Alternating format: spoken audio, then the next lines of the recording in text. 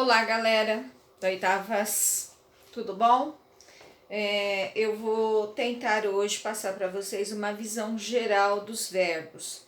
Como eu disse para vocês, eu escolhi trabalhar dessa maneira por estarmos em aulas remotas, né? Aulas online.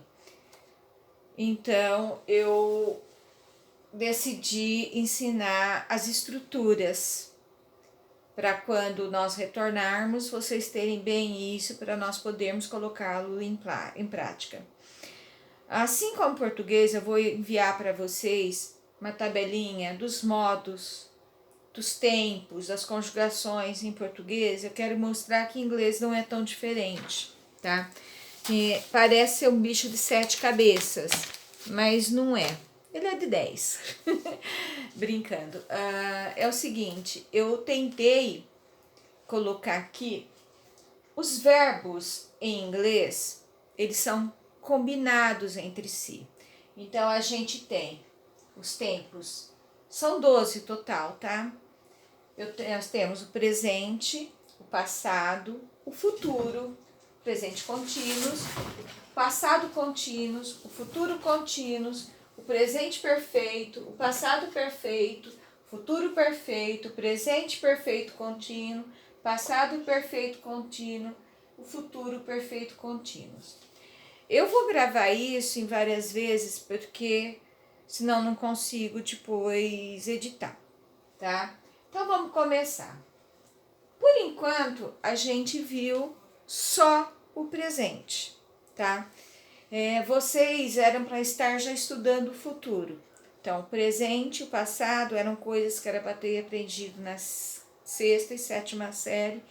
Mas como nós não usamos, a gente esquece. Então, por isso que eu estou retomando, fazendo uma revisão, tá? Então, o simples é o básico, ok?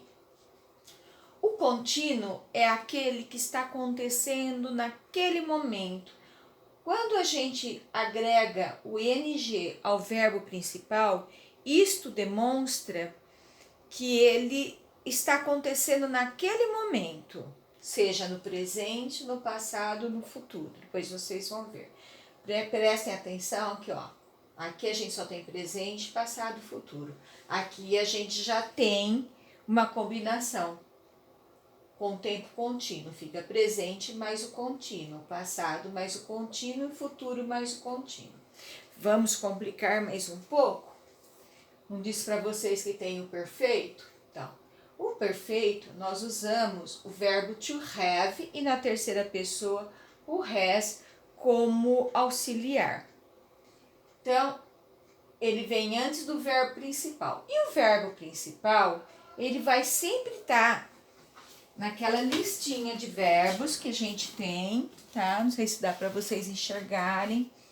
Nos verbos irregulares. Depois eu vou explicar o que é regular, o que é irregular.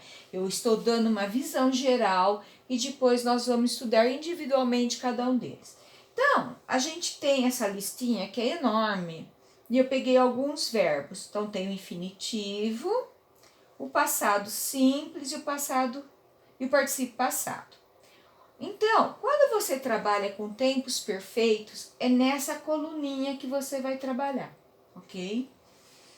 Ó, infinitivo, vocês lembram, é o nome do verbo, infinitivo usa o to para mostrar de que verbo a gente está tratando.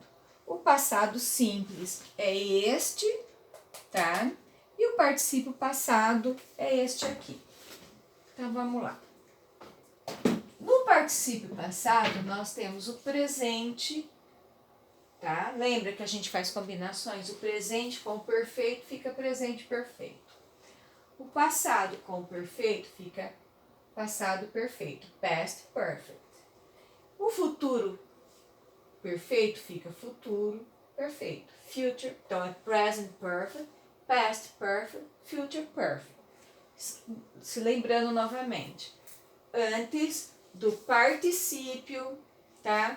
Nós vamos ter o auxiliar have ou has para a terceira para o presente. No passado, o passado de have é had, tanto qualquer pessoa, tanto primeira, segunda, terceira, e no futuro o will have, ok?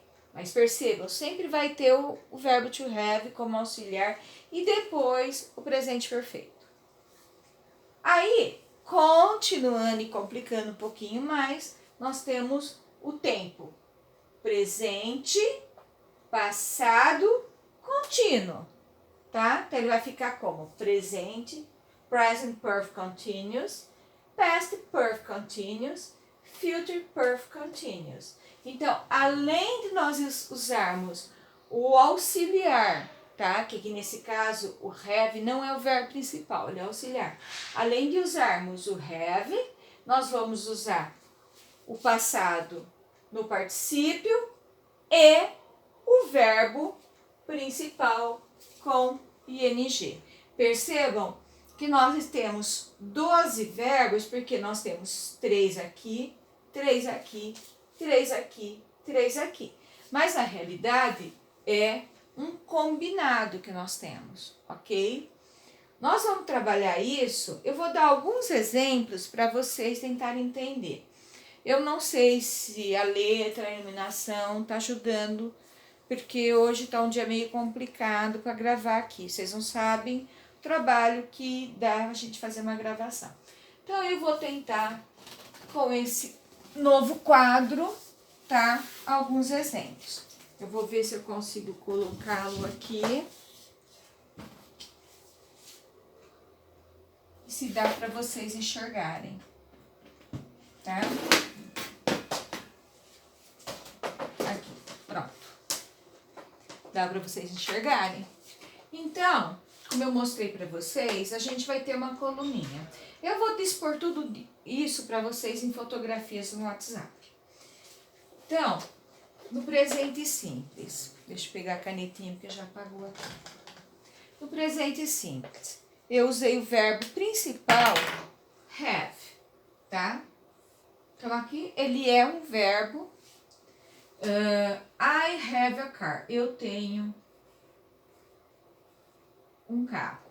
Aí eu vou usar essa mesma frase para mostrar o passado, tá? Aí o passado simples, não é esse aqui? Então, o verbo to have. Como é o verbo to have? Tá aqui, ó. No passado simples ele é had. Como que eu sei que é passado? Aqui, ó, last year. Então, eu tive ou eu tinha, tá? Vai depender do contexto, um carro o ano passado. O passado, ele compreende algo que aconteceu lá atrás e terminou lá atrás. Depois vocês vão entender por que eu estou dizendo isso. O futuro, isso nós estamos no simples, tá? Que são os verbos básicos. O futuro a gente usa um auxiliar que não tem significado. Ele só mostra que esse verbo que segue está no futuro, tá? É o nosso urei. Eu trabalharei, tu trabalharás, ele trabalhará, nós trabalharemos e assim por diante. Nós temos, vós, tu tens, ele tem, nós temos, vós tendes, eles têm, ok? Então, eu terei um carro next year, no próximo ano. Então, o que mostra que isso é futuro tá aqui. Ah, professor, ele tá nessa lista? Não, não tá. Por quê? Isso aqui é a lista dos verbos irregulares e quando a gente usa um auxiliar, o verbo ele fica na forma infinitiva dele sem o to, ok? Só que no futuro simples tem duas maneiras de fazer o futuro. Eu tenho to be going to, tá? Que é o nosso eu vou. I'm going to have a car next year. Eu vou ter um carro ano que vem. Ou então, eu terei um carro ano que vem. Esses dois, na prática, eles são iguais, tá? Tem, assim, uma diferença muito pequena, mas no dia a dia, tanto esse como esse, está fácil falar. É fácil entender. Você pode dizer tanto um como o outro, mas nós temos que aprender as duas formas, tá? Porque no texto, se você encontrar, você tem que aprender a identificar. Essa segunda aqui eu coloquei exemplos com o contínuo, ó. E eu usei o verbo to be, tá? O verbo to be, ele é diferente em tudo. Por que eu tenho was e o were? Porque o was é para primeira e terceira pessoa, o were para as demais. Isso no passado.